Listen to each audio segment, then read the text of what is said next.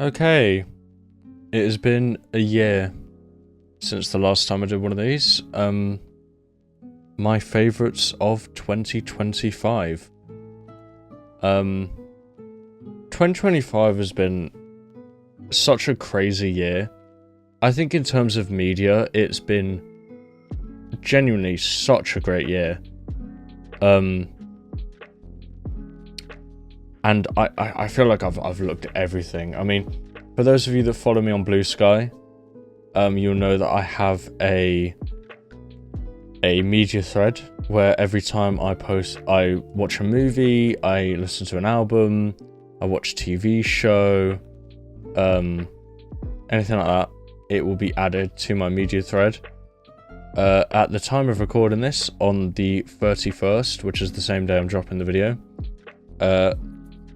I consumed 127 pieces of media this year. But a lot of it was not from this year. Despite so much coming out, this year very much felt like a year where I went back and played a lot of older stuff, or I watched a lot of older stuff, or I listened to a lot of older stuff. Because what I found is that pretty much everything that has come out this year, my favourites, my favourite like movie that I watched, my favourite album that I've heard for the first time, and probably, well, not really my favourite series, that's fine. My favourite album and my favourite movie weren't even from this year, which I'm not going to include, but I will talk about them in a moment. When I say a moment, I mean right now. I'm just going to get straight into it and, you know, just make another laid-back video. So, we'll start off with movie. Pretty obvious. One battle after another. Just an absolute monster of a film that somehow doesn't have any bloat in it, despite how long it is. I don't even know what to say. You've got Benicio del Toro, who's incredible in it. You've got Leonardo DiCaprio, who just is he really just shows that he's one of the greats. Everyone in that movie, Sean Penn, his performance in that film was terrifying, but amazing at the same time. Honestly, just the way it's shot, the music especially. There's like, I'm pretty sure in the whole film, it's like one background song that just constantly goes on. Like whenever there's silence, but then it's broken up by just the same melody but done differently every time. Or at least it feels like it, and it keeps you engaged in the loop the whole film, because you just always got the same track in the background going and going and going.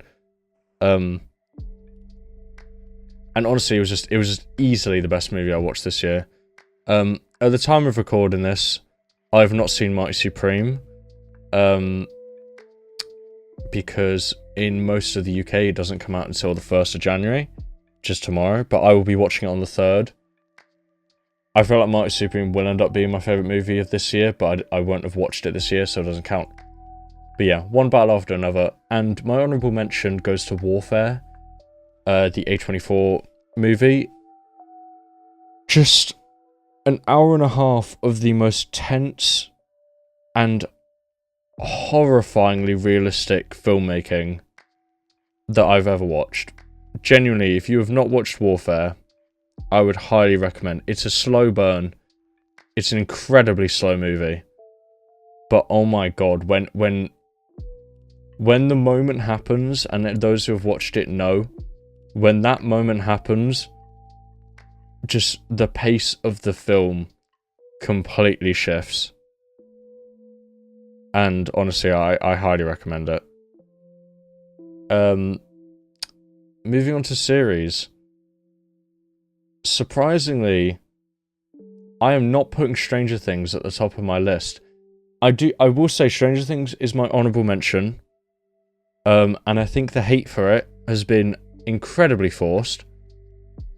I think all the stuff about the most recent episode 7, being like review bombed and it being considered like the worst episode, I think it's just stupid. I think people are overreacting.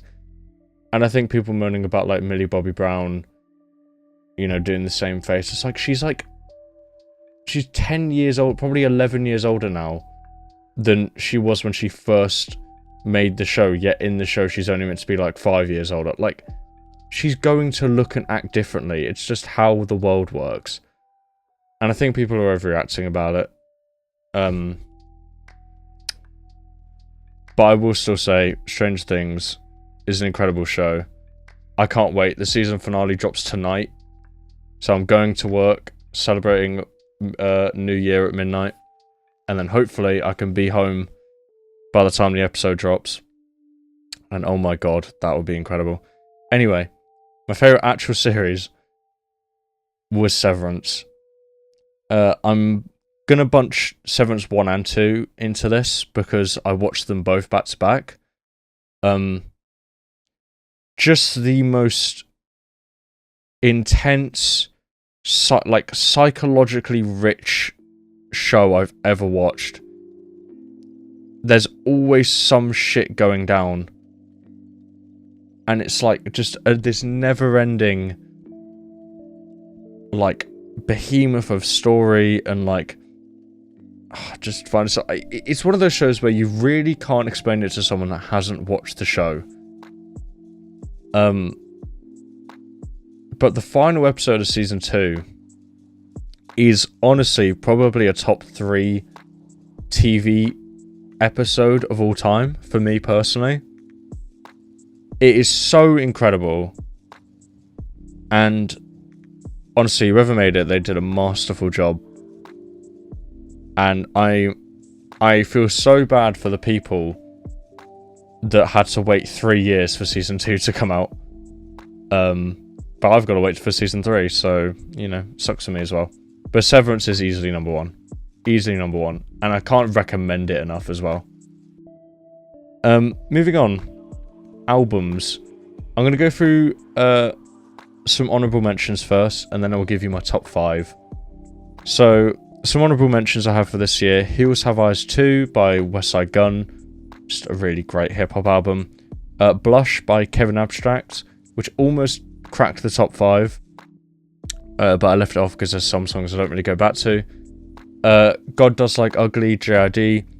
Great album, it just has some songs I don't really care about. Don't Tap the Glass, Tyler the Creator, pretty obvious. Hyper Youth by Joey Valence and Bray. Thought it was good when I first heard it, but then it just ended up being in my rotation for the whole year. The Boy You Played the Harp by Dave, just such a lyrically dense album that I absolutely adore, and I can't wait to see him live next year. And Starburst by Danny Brown, another album which could have cracked the top 5. But I have left it off here. Book of Daniel, though, that is like a top 5 song of the year. What a song. But going into the actual top 5, in 5th I have Revenge Seekers by Jane Remover, which is I can't even describe it. It is just a beautiful mess of sounds, and yet somehow it all works together. And it's so just like immediately replayable. The songs are great. The sampling is great. It for an average music listener, you are going to hate Revenge Seekers. But if you're looking for something a bit more underground and a bit more different, Revenge Seekers is an absolute must from this year. Just a great album that I didn't think I would love as much as I did. In 4th, Pain to Power by Maruja. I actually discovered Maruja through a song that is my number 1 on the list, and there'll be no shocks of what that is. Yeah, they're a rock band. I think they're from Manchester. I think the lead singer's from Manchester. And God, their album was just, it was so good. It's such a great album. It has Look Down on Us is one of my favourite songs of the year. You've got, you know, the beauty of Reconcile. We've got Bloodsport, Trenches. Born to Die, like, oh my god. And the saxophone player. I saw the saxophone player live. Well, I saw the whole band live, but I saw the sax player live, and holy shit. What a player. Number 3 is an album that dropped the same night as Maruja's. That would be Breach by 21 Pilots. Shocker, I love 21 Pilots. I don't care what people say about them. I don't care if people think they're cringe. I hold a lot of attachment to that band. And I think Breach was such a beautiful way to go out and sort of end the lore that they've been building up for pretty much their entire career on every single album. I mean, I cried. It's hard for an album to make me cry, but Breach made me cry. At the end of the album, Intentions, when I heard Intentions for the first time, that made me cry. And yeah, they did a fantastic job. And again, I'm so excited to see them next year. They are going to be incredible. I saw them this year. I saw them just like 2 months before they announced Breach. And then they announced they weren't doing any European dates. And I was like, oh shit. And then they randomly announced they're doing a festival in London. So I was like, right, I'm going. But yeah, Breach, top 3. Number 2, there's some people I know who don't like this album. You're wrong. Hurry Up Tomorrow by The Weeknd. An hour and a half album should not be this good and this fun and this sad and this lyrically poetic and all of this stuff. It is just an absolute monster of a pop album that ends The Weeknd story on such a high. I genuinely don't think there's a single bad song on it. There's some songs which I don't really go back to, but the amount of times that I have listened to that first like 7-track run where every song just goes into the next song over and over and over again. The first time I heard it, I couldn't believe it. And Baptized in Fear, Open Hearts, and Timeless all made it into my top 10 most listened to this year. I absolutely love them. Couldn't recommend Hurry Up Tomorrow enough. Even if it's long, it's worth it. But number 1, no fucking wild guesses for this. Vanisher Horizon Scraper by Quedeca. Vanisher's probably a top 3 album of all time for me now. I adore this album more than like anything else that's come out in the past few years. I remember the day it came out. I woke up early and the movie had come out, and instead of listening to the album, I watched the album movie, so I had the visuals as well. And I just couldn't believe my eyes and my ears to what I was listening to. It was just amazing. I was in awe the entire time. And then when Casper came on, and you just hear that ending of the waves crushing into your ears, it's so vivid that the whole album does such a good job of bringing the world to life and making you feel like you are actually in the ocean, just like on a boat, you're a sailor, all alone, and just listening to all the tales. You know, you've got Maruja, which is such a good feature. You've got Danny Brown's feature, which is incredible. You've got Aleka, which is, her voice is amazing. And I very fortunately had the opportunity to see him live just 2 weeks ago. And that was single-handedly the best concert I've ever been to, and I think it will be the best concert I will ever go to. And I truly mean that. I managed to get a VIP ticket, so I have like a tote bag, I've got a poster that's signed, I've got a vinyl that's signed, I've got a lanyard. I was like right at the front. I met so many great people, and I just that's the kindest community. It was a blast. And then I got a meet and greet with him, which was just unreal. And I brought I have one of his vinyls, a limited edition From Me to You vinyl. And I asked him if he could sign it at the meet and greet, and he said, well, I probably can't because, you know, then everyone will want something signed. And I was like, yeah, I get it, that's absolutely fine, thank you again, you know, polite and everything. Was at the concert, loved it. I was there on my own in London, so I didn't have any reason to go back to my hotel or anything, so I just hung around with people, hoping he would come out. An hour later, we saw a Laker, I'm hoping I'm pronouncing her name right, in the back behind a gate, in a construction area, and she just came up to the gate, started talking to everyone, and then she was like, don't worry, I'll get Ben out. Ben being Quadeca.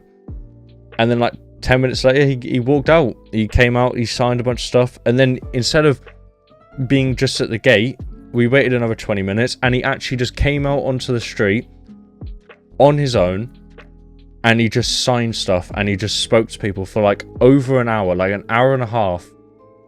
And everyone formed a line, everyone was really respectful, everyone got the opportunity to just have a little chat with him. He was so accommodating. Everyone there was like freaking out because we're literally just talking and there's Quadeca there. He signed my vinyl, my limited edition one, so I now have 2 vinyls signed by him, which I can't believe. And yeah, if he is watching this, which obviously he's not, but genuinely the nicest guy, and I am so grateful to be a fan of him, and I'm so grateful for everyone that was there, because that was honestly the best night of my life. I would genuinely say that was the best night of my life. So thank you to everyone that was there. But anyway, I'm preaching a lot about Vanisher, holy shit. I will end this video with my favourite game and my honourable mentions.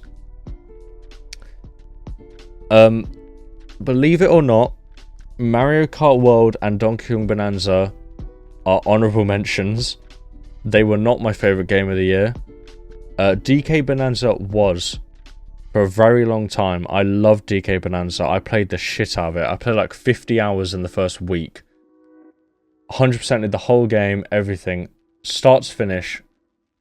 Borderline masterpiece of a game. Ow. Some other honourable mentions. Haste was a surprise for me. Just such a great little time waster game, but with a really cool story, really cool art style. Great game. Skate, I hate to admit, but I played it for 50 hours, so it's gotta be it. They're really not doing a good job with it, and I've not played it in a while.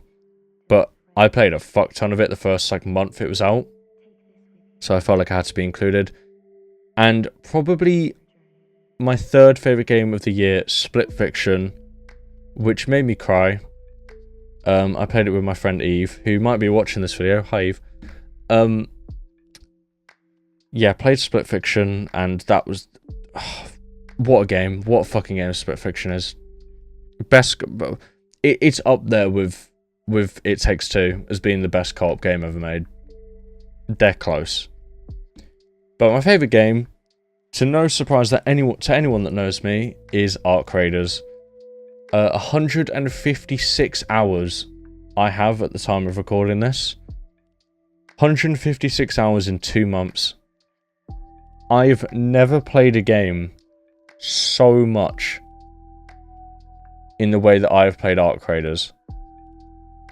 I am in awe at what that game has done to me this year.